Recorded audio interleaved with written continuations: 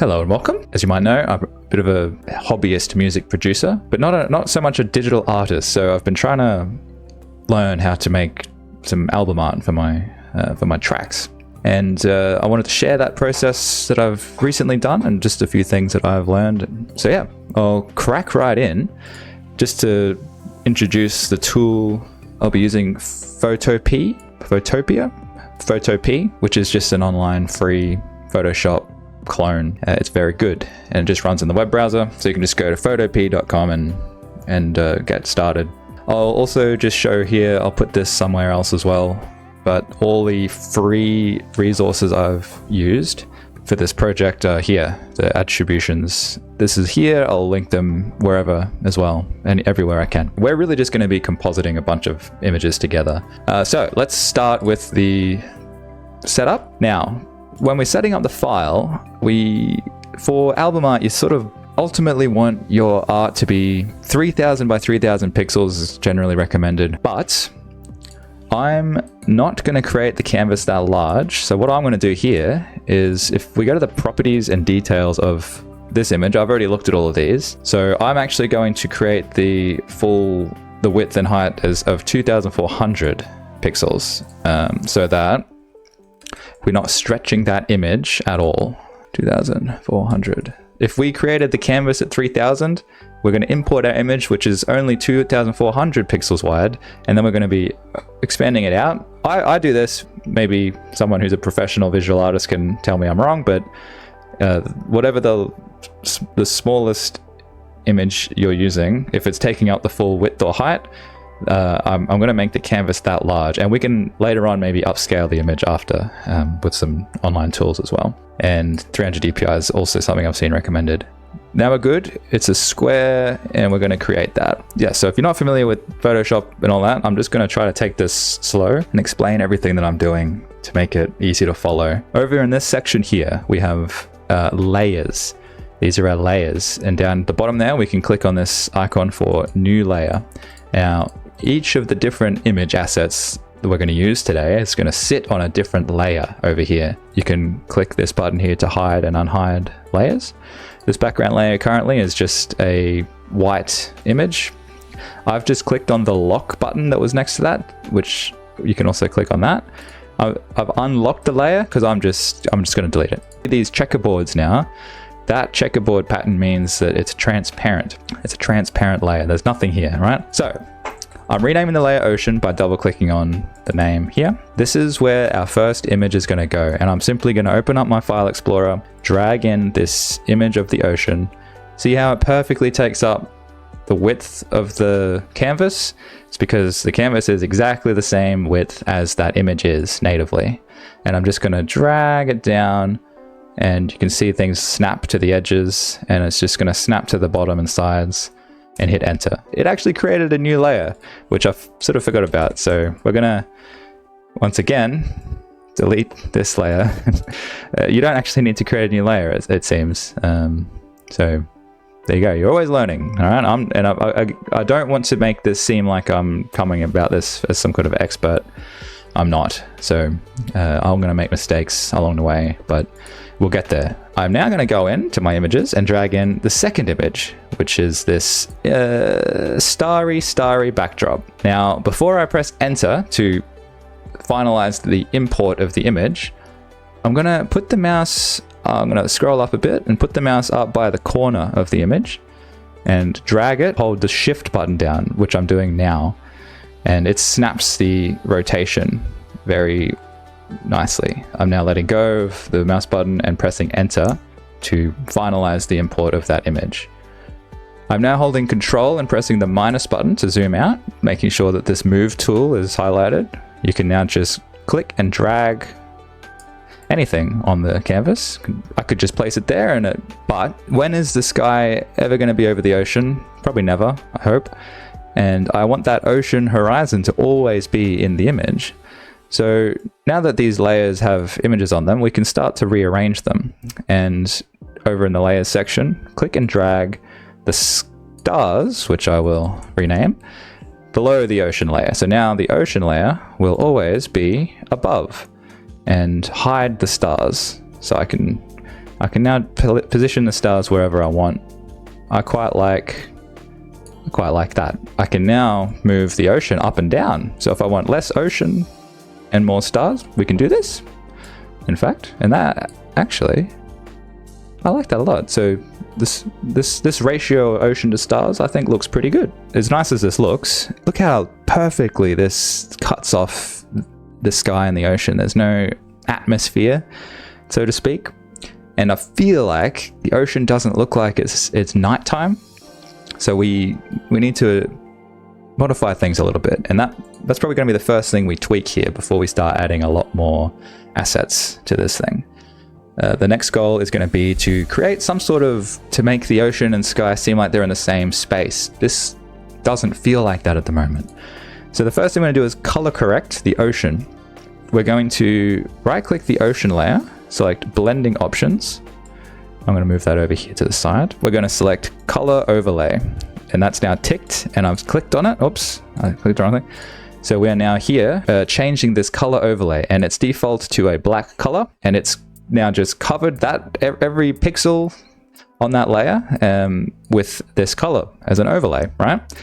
And the opacity here, if we bring that down, you can now see the ocean is more visible. So it's 100% opacity is 100% black color added to the pixels on that layer. It does make the ocean look darker, but I don't think that's quite enough. I'm going to click on this box here, which is the color that we can select.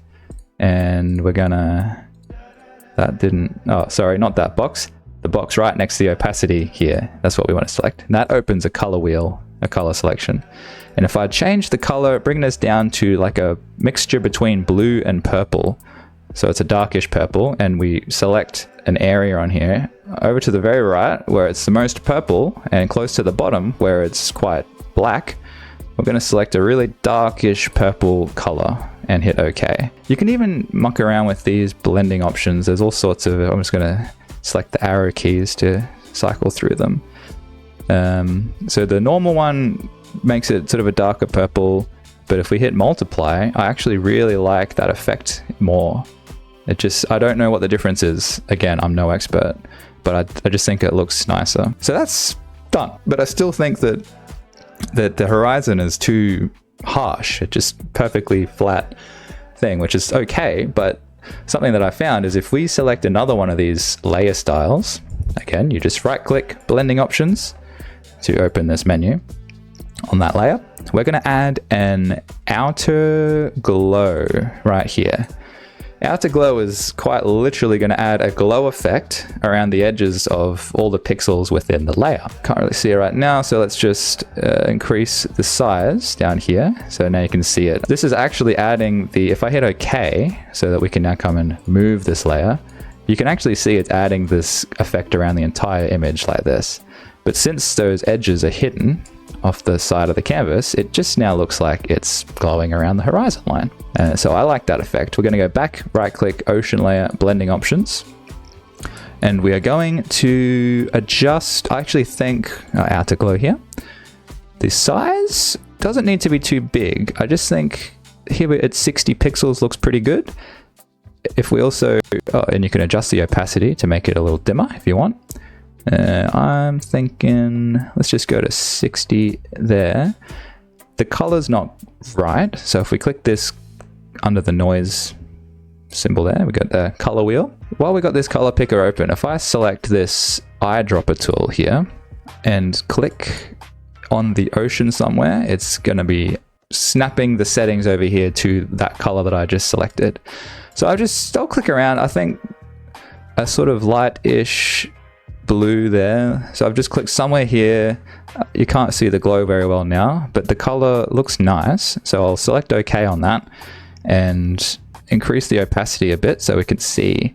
Now it's like a nice faded atmosphere effect on the ocean where it connects to the stars. You can increase the size if you'd like to create this more intense glow around the horizon. And just eyeballing it, I think like 110 pixels looks quite nice. I'm going to select OK and press Ctrl+ to zoom in. I think that makes the ocean look and sky look like they belong together now a lot better. Once again, I'll right click Ocean Blending Options to open up the layer styles, and if you keep an eye on this over here, we'll unselect Outer Glow and put it back on, unselect. I think the difference is quite good. Maybe even just a little less opacity, just to 90, and then make that like 100. Actually, make it a bit bigger, 120 with a reduced opacity. That's, I think, where I'm going to stick it. Let's move on to the next stage, which I might say is adding the fog. I've got a couple of assets here from Vecteezy. I'm going to drag this first one in, which is a fog PNG. So this has all already been created with transparency. What I'm going to firstly do though is I'll show you something. I'm going to move the fog up because there's something here that is pretty noticeable. If you zoom in a bit, I'm going to zoom in and scroll to the left. I'm going to zoom in a bit more. See this line? We've got this line where the image just cuts off, but I don't want to see that. So we're going to do a little trick that I learned a while ago, which is utilizing something called layer masks, raster masks, it says. All I know is that this is what you need to do to create a fade. So I'm going to make it so that it, from around this point here down, it fades out so that there's a very smooth transition to the fog existing and disappearing. Also, we're going to need to do it twice because at the very top of the fog, we also have another part there. So we're going to do this on the top and bottom so that it fades out, okay? Right. First thing we'll do, we're just going to place the fog down. We're going to click on this. I'm going to go fog 1. So we're going to select the fog 1 layer, and then at the bottom of the layer section, select this little icon, which is add raster mask. Now it will create another box here next to the preview of the layer, and it will automatically select it. We're now just going to come over to this toolbar and select the gradient tool, which is automatically, and you might need to change this if it's not, using a black to white gradient. I am now going to, on the image that I want to do this to, and just above where the line cuts off, I'm holding the shift button, clicking, dragging up to about there, and letting go. Holding shift ensures that the line I draw is perfectly straight. Also, this gradient applies across the whole width of the image. So let's just keep that in mind, because if you can do it again, if you do it, and you can do it all the way along if you drag up a lot, so it's across the whole width. So that actually could be, I actually quite like that. Do we want to keep it like that? Because that will be like distant fog on the horizon, won't it? To do this again, the easiest way this is just the way I'm doing it. Once again, I'm no expert. You can't just create another mask and do it again, I don't think.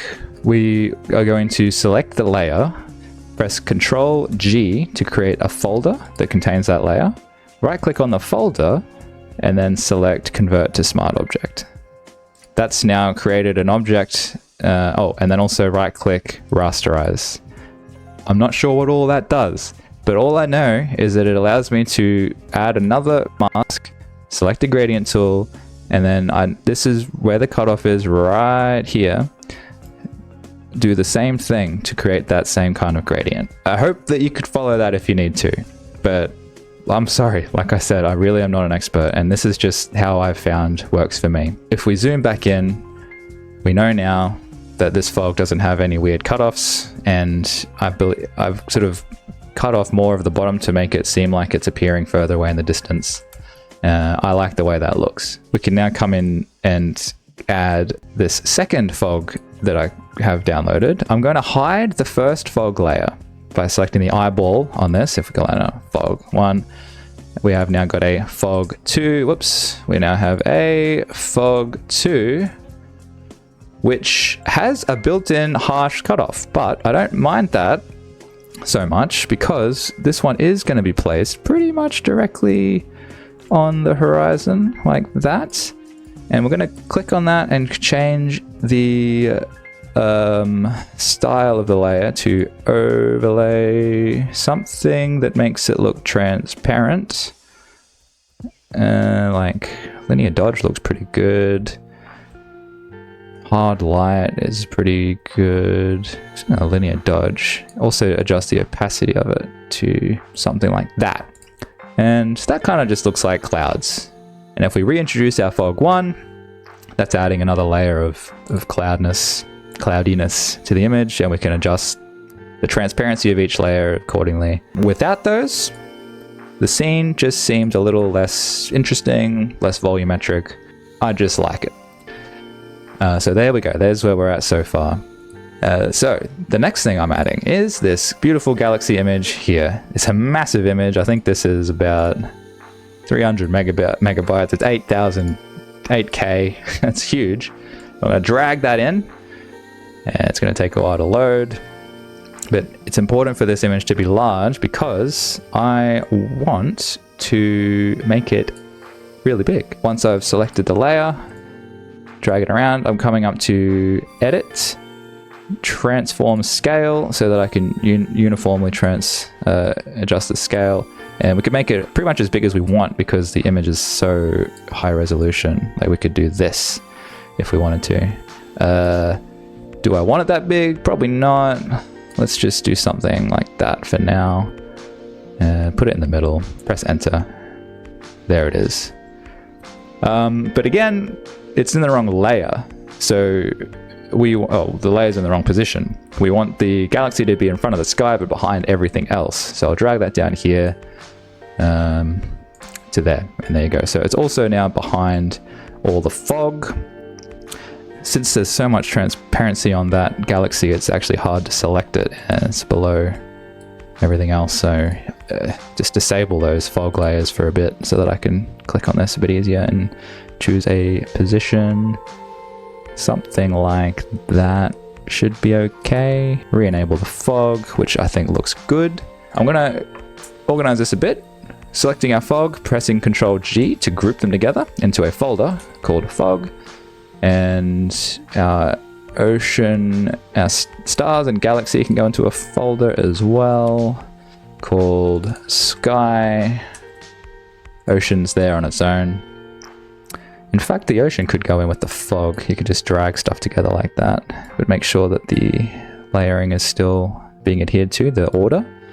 So now we can just hide like all of that at once if we want, all that if we want. Well, there's two things left. Firstly, let's do some text. So over to the left, we have this text tool. I'll click on it, click on the image somewhere. The text size is tiny, so I'm actually going to click over here to our tools. We'll open up all these text tools here and increase the size to huge. Let's go 300. And I will type the name of my track that I'm going to make this for, which is Remember M31. You can't see it because it's black, so I'll come over here to change the color to white. Let's click our move tool to move the text. We'll probably make that size like 280 to 250 just until it feels right. Put that there. That looks pretty good. I'm gonna adjust the space of the letters, which is this tracking option here, and increase that so that they're further apart from each other. 100, oopsies, 150 looks okay. Can we also squish? Yes, we can squish it down. That's nice. 75% squished. What if we reduce the size to 200? Make this 80% instead, because I do want it to be over to the side. And just to see if this looks good, what if we add the brackets there? That's kind of like a camcorder-y looking thing. So that's the title of the track in the top. Now if I add another text layer, and that's my artist name, Sam Hawk down the bottom, I will now delete that unused layer, group the text together, and on the folder, adjust the opacity of the entire folder to be about 75%, because otherwise the text looks a little too bright for my liking. Adjust this text to be a little smaller. Let's try 180. Let's try 150. And do we also want these little brackets around it? Is that a good idea, or is that something I'll regret later? Maybe it's a good idea. And should it be on that side? No, it should stay on this side. And we're just going to eyeball the position. If you wanted to be precise about the position, I think you can add view, add guides. It's vertical. We're going to also add guides horizontally. Let me just move these out of the way. We've got our 50 pixel guide from the right and a 50 pixel from the top. We'll position this text and then move that guide 50 pixels from the bottom and then adjust that text. There you go. View, clear guides. So the text is in a very nicely aligned state. Okay, so that's that. It's also, was it a good idea to make the opacity lower? Yeah, but maybe not that much. Let's just go down to 85%. That will make more sense soon because we're about to add some effects. One thing I just noticed on our fog, I think I might reduce fog 1's opacity a little bit more. Yep, that looks a bit better. The next effects. So first one here is this asset, which is kind of like a glitchy effect. This is, I'll just add it in and press enter. And where did that go? It added itself here, but I'm going to bring it out to the very top. I'm going to do edit, retransform, and just stretch it. Hold shift and then just stretch it all the way out across the entire canvas like that. And then I'm going to select the layer styles here and scroll down until I see, here we go. We've got screen or lighten screen, lighten color dodge, all these ones that sort of, the black background of this image is no longer visible. It's just adding these sort of colored parts. So linear dodge I'm vibing with, or screen. I think with screen we're going to vibe with here. So yes, leave it on screen, and then we can adjust the opacity and bring it down till it's subtle. We just want this one to be subtle. 25 looks pretty good. And then we add in this other asset, which is a Scanlines fade. Same thing, we're going to just do that and then shift drag to do that, press enter, and then select a mode that looks good, which is, I think, soft light. Soft light.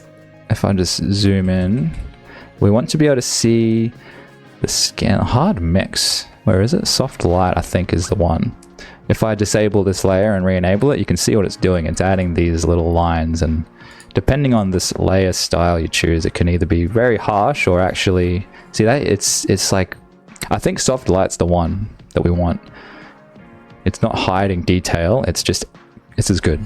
I'm not sure what they do, but I'm now going to reduce the opacity a little bit as well and just sort of muck around with that until I get what I want. 38%, why not? And that's adding over everything, including the text. I'm now going to group those together by selecting both layers and pressing Ctrl G. I'm going to go call this folder CRT, and then I'm going to select, so we're keeping that CRT layer on top because what I'm about to do, I don't want it to affect that layer. I'm going to select the text layer, go down here and add an adjustment layer, brightness contrast. This should only affect the layers underneath it, not the CRT layer. So if we brighten it, it's going to be brightening everything underneath the CRT layer, which is what I want. I don't want it to affect that and brighten those effects as well. We're just brightening everything below it, and those effects are still just applying above that. And then mucking around with this, just getting a vibe. We want that a bit brighter and a little bit more contrast perhaps. Around like 15 looks pretty good. Yeah, like not too much. And then if we just A/B test it, this is partly why I reduced the brightness of the text, because I think that's didn't really make much difference, did it? But in fact, even less would be good. We don't want that to be too neon, and we want it to look a bit faded. A little bit faded. Alright, that could be a bit much. And that, we're just kind of balancing things here. And if we zoom out, because these things are going to be viewed quite small on a phone screen and such, it looks pretty good. Perhaps that is a little bit still too much. We're just going to bring that down even more. The glitchy effect. And even the scan lines could come down a little bit. A little bit goes a long way with those. I like it. That's the end of it. So what we'll do is save as PSD. So we can now come back and make changes to this later, but we're saving this as it is. And then I'm just going to export the image first before I continue as well. So we're going to go File, Export as JPEG, I suppose. Keep the quality up. That's the resolution. And there we go. It's done. That's part 1. Part 2 is we're going to create the canvas, which is those full phone screen video things that you can put on your stuff in Spotify. So since we've saved this as a PSD project, I think that means we can just sort of come back to this state whenever we want by uploading it again. So we can muck around with things a little bit more. Go, how do you do this again? You go, it's image, canvas size. And we're going to straight up go, it's 1080 by 1920. 9:16 aspect ratio. That's what we want. And to be honest with you, that almost is perfect as it is. I don't actually want the text in this at all. We're going to keep the text completely out. I'm actually going to hide that whole layer. But the positioning of everything else looks quite good. Perhaps I just go to the galaxy and move it a little bit. Whoops. I'm going to hide these so I can move the galaxy around and make that maybe smack in the middle. If you do want to keep your text on these, if the device has a slightly taller screen, Spotify is going to zoom in on this image and therefore cut off things on the edge. So if you do want your text in here, keep it well away from the edges. Like this probably would be okay, and you don't want to have to come in and redo this. But yes, in my case, I'm opting to not have any text at all. Maybe I'll just pull this up a little bit. There she goes. Done. File, export as JPEG, art demo, canvas, save. Now let's go on and make it look like it's moving. Now we are in CapCut. So if you haven't used CapCut, it's an online video editor. It's free to use. And the reason I'm going to use it is because of the effects that you can apply. So once again, we've created a 9:16 project, 9:16 aspect ratio, and I will drag in the image that I just created. Here she is, and bring it to the bottom of the timeline here. And I've already pre-applied all these effects, so I will just drag the end of the image to the end there. Now your Spotify canvas has to be less than 9 seconds long. So I've just made this 8.3, 8.5. No, it's 8.3 seconds long, which is more than enough.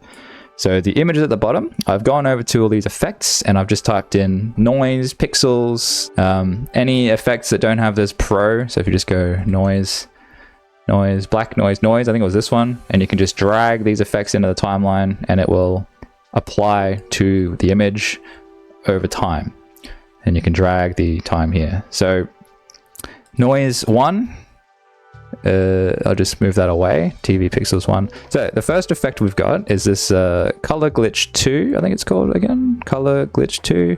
And if we play this, you can see that I'll zoom in, as that effect is played on the timeline here, you can see it's creating this little CRT staticky effect on the image. So I've got that playing on and off a few times. So it's just kind of like creating a fuzz every time, sort of like that. We've then added this TV pixels filter, which is constantly jiggling it a bit like this. It's just a subtle wiggle happening to the image, and it does look like it's also adding a bit of a CRT overlay, which is why we turned off those effects before we exported the image, because I knew that I was going to come into CapCut and add all these effects. So if you're doubling up on that sort of thing, it can look a bit messy. So yeah, sorry, I forgot to mention that. I turned off these CRT effects before I exported the canvas image.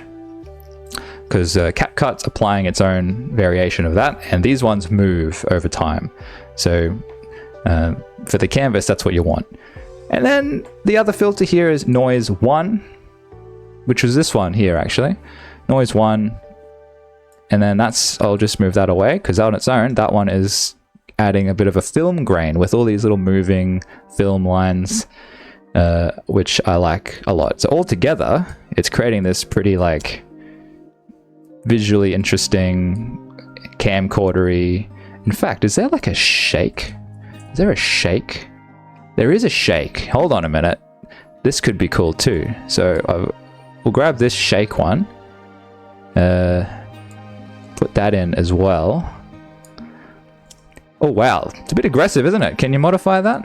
No, you can't. It is what it is. Well, I don't like that. Let's delete that and try a different one. Some of these let you, here we go. This one's gonna let me adjust it. I'll drag that out. So intensity and speed all the way down. Let's just see if that, oh, that's crazy. All the way down. Does that look good? Yeah, I think I'm keeping it. So it's that shake filter with the lowest possible settings. It's just a little bit of movement as well. So we've got a few different things going on. TV pixels, range, speed, texture. So for that TV pixels one, you can also adjust its settings, and I'm gonna make it really subtle. So even texture at like 12. And now we're gonna export that, download 1080p, and call it art demo canvas. 30 FPS is fine, MP4 is fine, and it will download the video.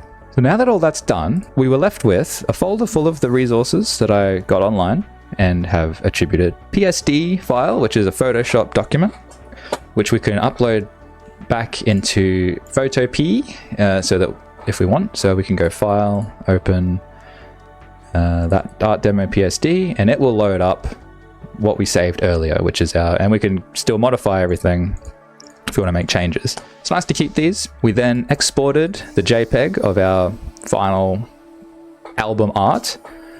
We then created, by modifying slightly the canvas size and repositioning things, this 9:16 aspect ratio image for our canvas, but removed the CRT effects.